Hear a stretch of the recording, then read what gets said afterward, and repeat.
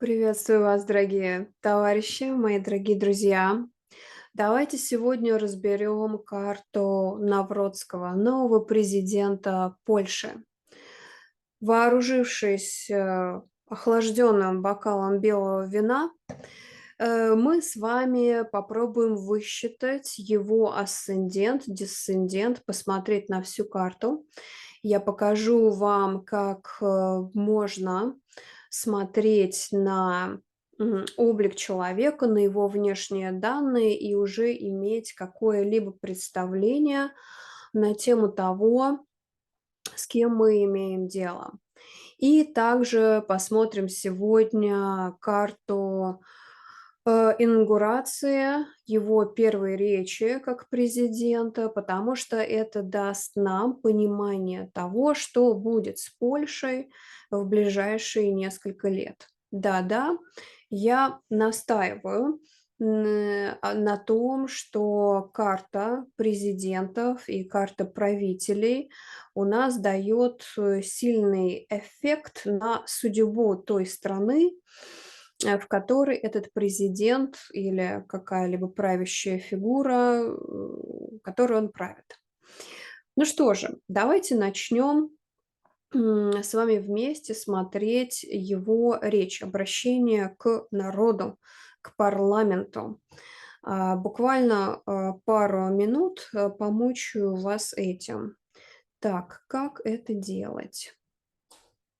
Сейчас мы глянем. Сейчас мы посмотрим, как это делать.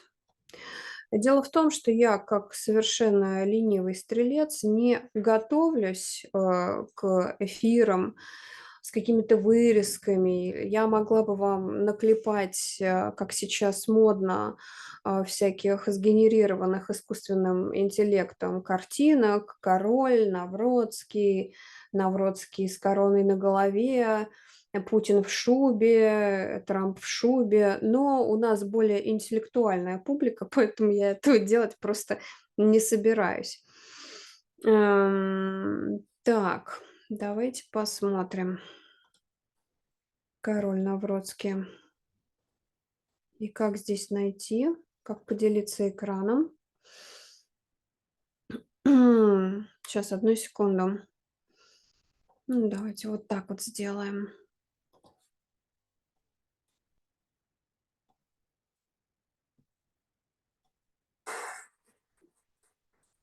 Stwierdzam, że prezydent Rzeczypospolitej Polskiej, pan Karol Tadeusz Nawrocki, złożył wobec Zgromadzenia Narodowego przysięgę przewidzianą w artykule 130 Konstytucji Rzeczypospolitej Polskiej.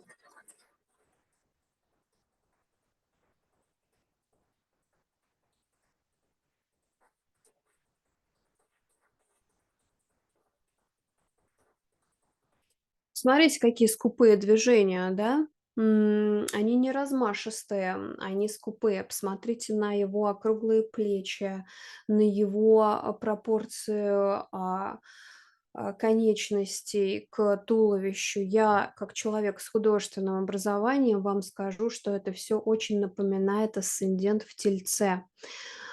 Посмотрите, как он будет сейчас двигаться и говорить.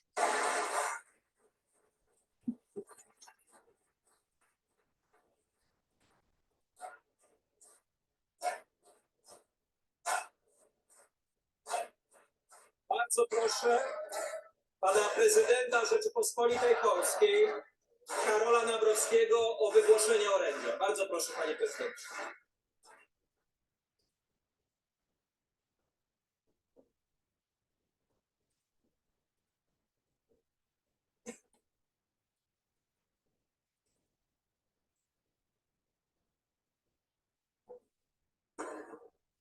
Rzeczpospolita Polska jest dobrem wspólnym wszystkich obywateli, a władzę zwierzchnią w Rzeczpospolitej sprawuje naród. Dlatego witam Вообще, вот эта фигура очень и очень мощно разделила польское государство на 2 лагеря. Совершенно недавно, в одном из ресторанов, в одном месте здесь, в Италии, я разговаривала с людьми из Польши, которые поливали вот этого, мужчину грязью. Сами люди были 20 раз обколоты во время ковида, и их дети, у их детей развился вообще чуть ли не аутизм, там очень грустная история. И они стали рассказывать про вот этого Навроцкого, всякую грязь, причем с подробностями, смакуя каждую деталь. Мы сейчас чуть позже перейдем к тому, какие показатели в карте дают вот такую вот плохую славу. Но, тем не менее, если меня смотрят люди с художественным образованием, вы увидите, что у него есть и нептунианские черты. Вот эти вот с наплывшими такими веками глаза. Здесь есть и марсианские черты, достаточно аккуратненький такой носик. Видно, что Юпитер высокий. Посмотрите, как он говорит и с кем он говорит. Witam naród polski w granicach Rzeczpospolitej i poza granicami Rzeczpospolitej. Witam tysiące, dziesiątki obywatelek i obywateli państwa polskiego, które przyjechały dzisiaj do Warszawy i których miałem pod polskim Sejmem. Witam wszystkie te miliony wyborców, które wybrały swojego prezydenta Rzeczpospolitej Polskiej, który przed momentem złożył swoją przysięgę. Dziękuję wszystkim za oddane głosy, za wsparcie. Dziękuję także, drodzy Państwo, tym, którzy nie głosowali na mnie, a wzięli udział w tym demokratycznym akcie wyborczym w związku ze świętem naszej demokracji 1 czerwca.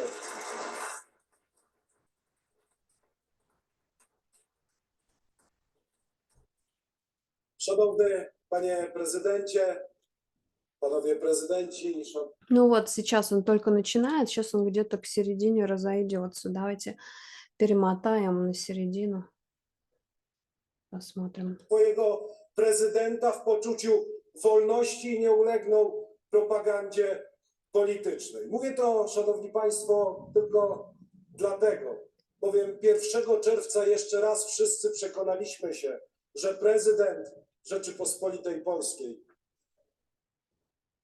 musi być tylko i aż po prostu głosem obywateli i obywatelek Rzeczypospolitej, nikim więcej. Ja jako Вот я не владею польским языком, но я думаю, что все те, кто владеет русским, могут понять, что президент– это голос. То есть о чем он говорит? Президент– это голос обывателей, он сказал. Ну, обывателей, скорее всего, здесь имеются в виду простые граждане. Дело в том, что русский и польский языки очень похожи друг на друга. Это выглядит как такая как бы коробка со словами, куда просто положили слова и чуть-чуть перемешали значения и слова все вместе. Поэтому оказывается так, что слово обывателя может иметь значение слова жители, а в русском языке это имеет какой-то негативный подтекст, но тем не менее языки очень-очень похожи. Так вот, давайте с вами посмотрим на его карту. Тот факт, что он разговаривает с народом, хотя это first speech, right? Presidential address. Это его Меркурий в Водолее. Ну, вы скажете, много кто в 83 году родился с Меркурием в Водолее. Но вот эта речь, и если смотреть эту речь дальше, я несколько минут промотала, посмотрела. Он не обращается с парламентом, к парламенту, он обращается к народу. Он начинает очень интересно жестикулировать и говорит про народ.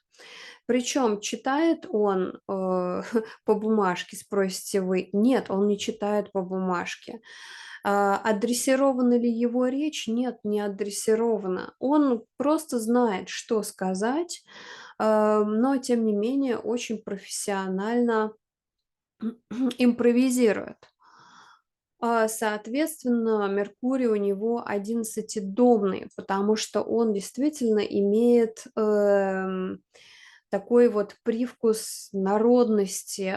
То, что мотивирует этого человека, это какие-то группы людей, это коллективы, и уж никак не как у Фридриха Мерца, например, да, не какое-нибудь самоличное такое крысятничество. Тот факт, что его избрал народ, и действительно это такой народный товарищ, его не избрали элиты, его избрал польский народ. Причем, ну, вот такие вот из пролетарского района ребята с завода изъявили свое желание его избрать. Это тоже нам дает 11-домное солнце. Причем, насколько я знаю его биографию, просто почитав несколько фактов, я поняла, что он очень сильно связан с историей. И вообще исторический факультет знает хорошо историю. Его карьера как бы строилась на прошлом Польши. Посмотрите, какой у него интересный ретроградный Сатурн. Ах, к сожалению, этот Сатурн у него в связке с Луной. Ну, об этом мы можем позже поговорить, какое это значение имеет для польского народа. Тем не менее, вот этот вот Сатурн рабочий, да, в 6-м доме, и как раз-таки дает ему профессию историка. МЦ в Козероге, Козерог управляется Сатурном. Вообще, как вы знаете, ретро-Сатурн – это то, что получается не с первого раза, и, может быть, даже не со второго, иногда даже не с третьего, смотря у кого какой Сатурн. И когда я сидела со своими друзьями, мы пили вино, сидели в ресторане, у меня случайно оказалась с собой колода карт. Это было время как раз выборов в Польше. Я сказала о том, что победит вот тот другой с такой вот хитрой рожей. Забыла, как его зовут, мужчина. Но потом каким-то образом Навроцкий заберет себе свою честную победу. И действительно так и оказалось. Когда объявляли победителя на выборах в президенты Польши, выиграл тот другой с хитрой рожей. Как бы первые пару часов. Потом эти результаты отменили и сказали, что выиграл Навроцкий. Это ретро-Сатурн, ребята, и это вообще планеты во включенных знаках. Вы как почитатели профессиональной астрологии уже знаете, что когда ни один из куспидов домов не задевает знак, мы имеем дело с включенным знаком. И здесь, конечно, сразу видно, что у товарища очень большие проблемы с женщинами. Это просто без мата здесь не обойтись. То есть я, конечно, не буду залезать в его личную жизнь. Как говорят немцы, ich habe damit nichts zu tun. Но мы видим, что или мать его избивала, или она смотрела, как его бьют. Ей это нравилось. Видно то, что в семье не поощрялось его мнение и вообще не поощрялись эмоции. Соответственно, это дает материнский объект, который как бы и хочется заиметь, но который вселяет ужас и страх. Соответственно, этих женщин ему хочется подавить. Обратите внимание на Венеру в изгнании, Венера в Овне. По-моему, кстати, у меня начинается шторм. У меня просто есть окно наверху, и я чувствую, что начинается какой-то сильнейший ветер. Ладно, будем с вами смотреть в его карту, пока не отключат электричество. Что говорит опять-таки о том, что женщины, это что-то опасное, это что-то неизведанное. И, конечно же, если мы смотрим карту правителя, то женщины при правлении такого товарища или господина будут страдать. Каким образом? Ну, во-первых, а, как думаю я, да, вот сейчас давайте с вами поразмыслим. Если во времена Советского Союза польские дамы абортировали своих детей направо и налево, то сейчас им, скорее всего, запретят это делать, или это будет делать очень опасно и сложно. И это уже видно в карте. И вообще какое-то притеснение женщин на рабочем месте, может быть, урезание их прав, здесь имеет место быть. И это не обязательно означает то, что Навроцкий скажет: все, женщинам на заводе не место, или там все, женщины не человек. Нет, просто так сойдутся события при его правлении, что женщинам будет туго, и женщины будут испытывать действительно какие-то сложности. Может быть, многие уедут. Вообще, если мы говорим про хорарную астрологию, Луна в карте обозначает народ. И давайте сейчас чуть-чуть подумаем о том, ну вот представьте, что это хорарная карта. Давайте подумаем о том, каково будет народу, вот она Луна, Луна в жутком для себя знаке Скорпиона, в соединении с ретро-Сатурном и еще в близости к ретро-Плутону. Каково будет народу? Как он себя будет чувствовать? А чувствовать он себя будет очень-очень хреново, товарищи. Как я еще могу поддержать вот эту гипотезу времени рождения? Следующим образом, очень просто. Мы знаем, что Навроцкий мухлевал с квартирами, какого-то старичка он там что-то уговорил, потом на него нарыли еще что-то. Я не вдавалась в подробности, то ли проститутки, то ли публичный дом, то ли он трахался налево и направо. Ну, в общем, там очень много было интересных историй. И это, конечно же, дает такой восьмидомный Нептун. Восьмидомный Нептун дает такие истории. И часто эти истории не выходят наружу. Ну, трахался и трахался, ну, проститутки и окей. Но у этого товарища, скорее всего, черная луна в 10-м доме. Скорее всего. Потому что вот эти все его приключения, они вышли наружу. А если они вышли наружу, и каждый второй поляк рассказывает о том, где какие квартиры он покупал, и все это возымело достаточно серьезный резонанс, то это опять-таки поддержка в сторону десятидомной черной луны. Кстати, и проблемы со свекровками у него тоже есть. Эх, надо бы поговорить с какими-нибудь поляками, они, наверное, бы рассказали еще больше про Навроцкого и про его историю. Как влияет вот эта десятидомная черная луна, если мы это экстраполируем, ну, скажем так, приносим на уровень страны? Это урон престижа Польши как таковой, урон престижу страны. Это сценарий, где правительство затягивает страну в какие-то не очень красивые, непрестижные дела. Вообще, я вам так скажу, что вот почему он был избран политиком, сейчас президентом. Сейчас началось совершенно новое движение.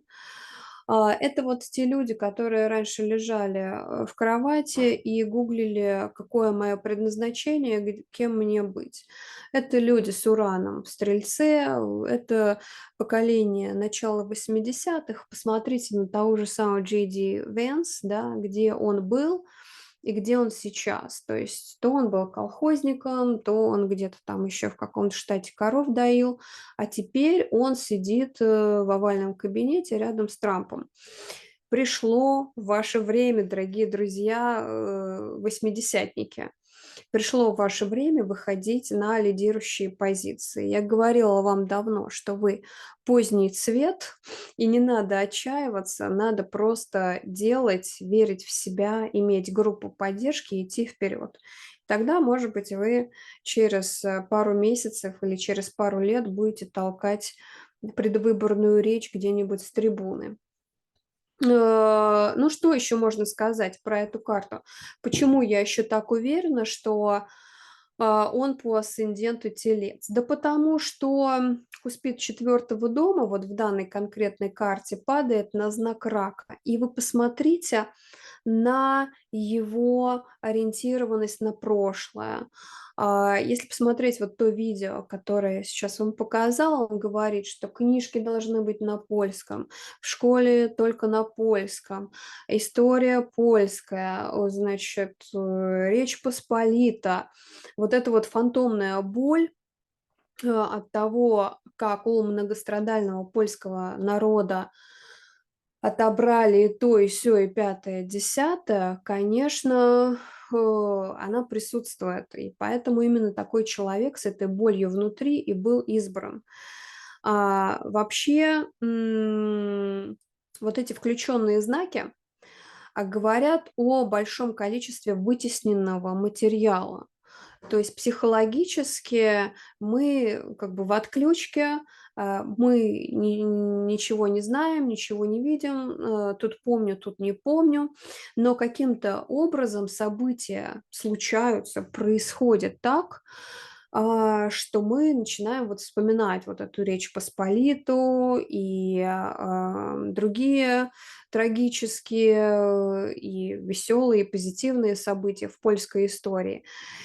И именно такой человек сюда пришел, чтобы вытащить вот эту вот всю боль, историю подавления польского народа, чтобы вытащить вот эту пассивную агрессию, превратить ее в активную агрессию, начать рвать на себе тельняшку и кричать: «Мы вернем былую славу».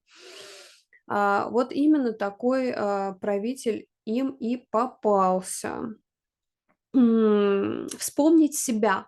Понимаете, этот человек пришел для того, чтобы Польша вспомнила себя. Кто такая Польша и о чем она? Я не позитивного мнения о правителях с Солнцем в рыбах. Дело в том, что правители с Солнцем в рыбах заканчивают страну и полностью ее перекраивают. То есть такая, какая Польша сейчас, и при правлении Навродского, такой Польши больше не будет. Скорее всего, и это очень серьезный вывод, границы этой страны будут переделаны и пересмотрены. Будут ли они простираться по траектории бывшей Речи Посполитой, или они как раз наоборот сократятся, это все покажет история. Но еще раз вам расскажу свою точку зрения вообще на знак рыбы. Знак рыбы, особенно начало марта, это такие люди, которые делают других жертвами или сами становятся жертвой. В данном конкретном случае я склоняюсь к тому, что и Навродский, и, не дай бог, народ польский станет жертвой. Жертвой чего?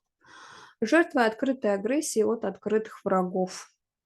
Дорогие друзья, вот вы скажете: боже, какие позитивные у нас аспекты. У нас Юпитер, Уран, Тригон, Марс, Венера. Ну, во-первых, начнем с того, что седьмой дом – это не только дом партнерства, но и также открытых врагов. И начнем с того, что Уран в седьмом доме полностью подрывает какие-то, поуранически подрывает отношения с нашими партнерами, Опять здесь можно рассказывать про личную жизнь Навродского, но это мы оставим за кадром. Какие-то уранические ситуации будут приноситься со стороны партнеров.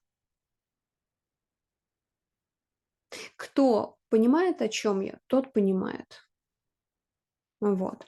Давайте теперь сделаем такую, скажем так, карту, построим карту на саму инаугурацию Навродского, потому что это нам прольет свет на то, что будет происходить дальше. Все эти карты, они удивительным образом, совершенно удивительнейшим образом совмещены, они дают нам очень глубокую такую картину, 3D, 4D, 5D картину того, как себя чувствует Польша на данный момент, что ей хочется, какой-то внутренний раскол у этих славян. Не будем забывать о том, что все-таки это славяне. Давайте посмотрим сейчас на эту карту. Поехали, ребята, смотреть дальше польскую историю. Итак, swearing in. Когда официально это произошло? 6 августа 2025 года в 10:14. Время проверенное. Мы берем Варшаву и строим карту. И что мы здесь видим? Вот этот момент официального провозглашения «у нас новый президент», он у нас падает на очень и очень интересные планетарные констелляции. Во-первых, на что идет упор? Упор идет на самобытность, упор идет на уход обратно, время держаться корней, как писал и пел Борис Гребенщиков. Время держаться корней. И вот этот ретро-Меркурий и вот это Солнце львиное, оно все говорит о том, ретро-Меркурий в 5 градусах Льва, в таком разгаре, о том, что политика будет достаточно ретроградной, но ретроградный не назад к 80-м или не назад к 90-м, а назад в какой-нибудь 13 век. Понимаете? Потому что если послушать даже риторику сейчас Навродского, вы услышите о его нежелании принимать каких-либо беженцев. Дело в том, что Германия очень и очень усиленно пихает вот этих своих сирийцев, китайцев и еже с ними прямо к границам Польши. То есть они их собирают в кучку у себя там где-нибудь под Франкфуртом и вагоном отправляют к границам Польши, выпускают их на польской границе, вы, мол, разбирайтесь сами. И сейчас будет вестись очень серьезная политика. Опять-таки мы помним, что у нас Сатурн, Нептун. Что такое Нептун? Нептун – это вообще беженцы. То есть беженцы будут схвачены, взяты в оборот в том плане, что им придется несладко. Здесь это видно. Здесь также видно, что привилегии какие-либо рабочие места не будут отданы беженцам, а как раз-таки наоборот, по оппозиции к 12-домному Марсу в очень слабом положении, Марс у нас в 29-м критическом градусе Девы, будут какие-то приняты законы, что уже находящиеся в стране беженцы будут вывезены обратно или в Сирию, или куда-нибудь еще, в племя Мумба-Юмба, они будут все вывезены обратно. К сожалению, также карта говорит нам о том, что Луна в очень нехорошем для себя знаке. Луне некомфортно в знаке Козерога, особенно в 8 градусе. Вот эта луна внизу карты говорит о том, что народ будет страдать. И вы не смотрите на вот это прекрасное соединение Юпитера и Венеры. Народ будет страдать по квадратуре, от нашей любимой шайки-лейки Сатурн-Нептун. И еще расскажу вам, поделюсь с вами такой деталью, достаточно серьезной. Обратите внимание на Плутон в 4 доме. Плутон в 4 доме. Что такое Плутон в 4 доме? Вот поразительным образом с нами играет судьба. Много лет назад, когда я смотрела карты и украинцев, и русских, и различные другие карты, я строила этим людям соляр. Солярное возвращение из профессиональных астрологов, кто знает, тот знает. Это специальная, очень мощная техника вообще построения своего года, следующего года. И мои студенты, и мои клиенты уже изъездили и Королевство Мустанг, и Тегеран, и даже не берем в расчет Владивосток и Рейкьявик.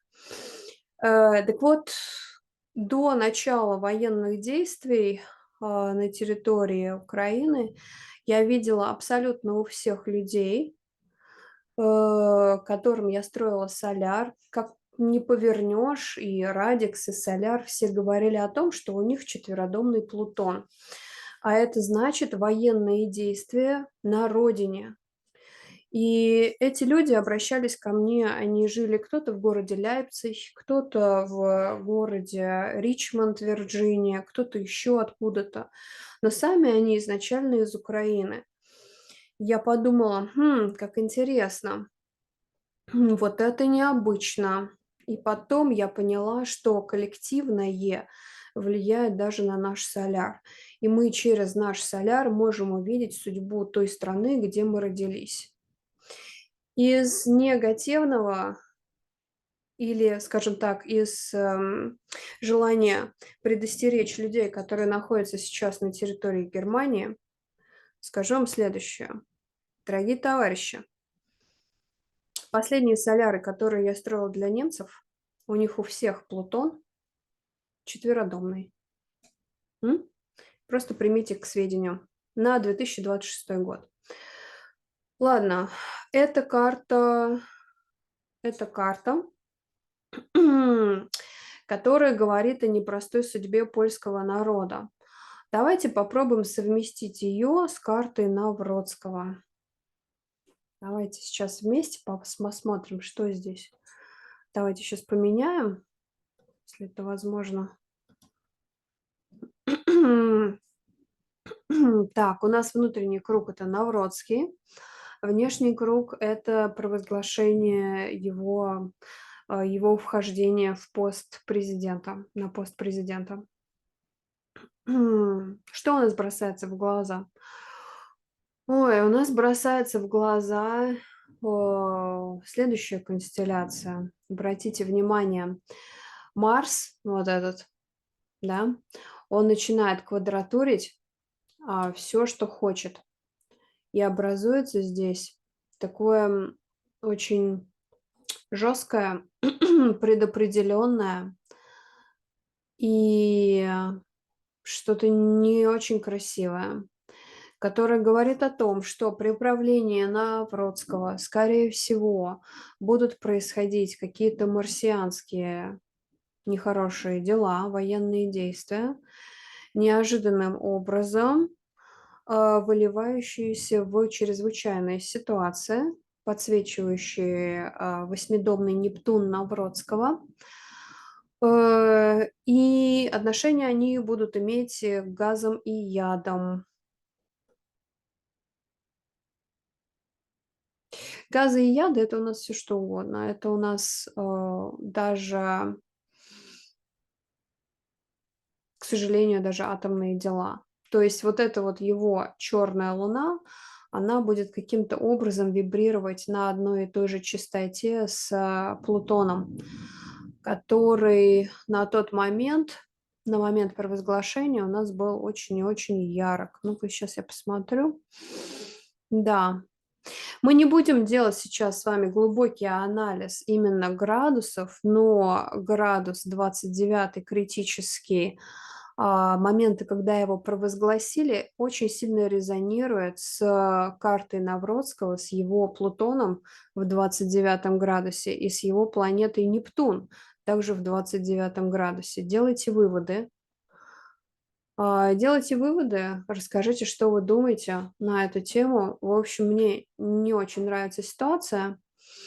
Ну, опять-таки повторюсь, правителей не выбирают. Как бы получается, что народ выбирает этих правителей, исходя из своей коллективной кармы. И сейчас пришло время Польше вспомнить, кто они такие, вернуться обратно к корням, время держаться корней. И, к сожалению, какие-то внешние события будут их подталкивать к тому, чтобы они за эти корни держались, чтобы они их вспоминали и возвращались к ним. Плутоно-нептунианские события. И, конечно же, после правления Навродского Польша не будет именно в тех рамках и в той территории, в которой она на данный момент. Так что в интересные времена живем, дорогие друзья, товарищи. Если у вас есть какие-то интересные факты про Навродского, пишите, мне будет очень интересно. Всем спасибо. Я выпью за светлое будущее всего мира и Польши в том числе бокал белого вина. Я вас всех обнимаю. Пока.